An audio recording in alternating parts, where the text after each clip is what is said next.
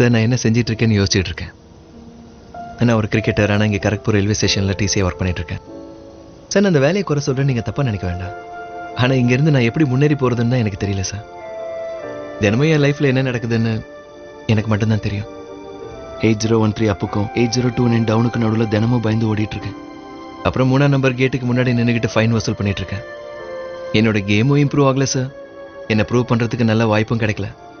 But Ranji விளையாட போகிறேன். வாழ்க்கை இப்படியே போயிடுமா சார்? அப்பப்போ எல்லாத்தையும் விட்டுட்டு திரும்ப போயிடலாமான்னு கூட யோசிக்க தோணுது. ஆனால் அப்பாவோட முகம் என் கண்ணு முன்னாடி வருது. தினம் ராத்திரி நான் குவார்ட்டர்ஸ்க்கு திரும்பி போகும்போது மேட்ச்ல அவுட் ஆகி திரும்ப பெவிலியனுக்கு போற மாதிரி இருக்கு.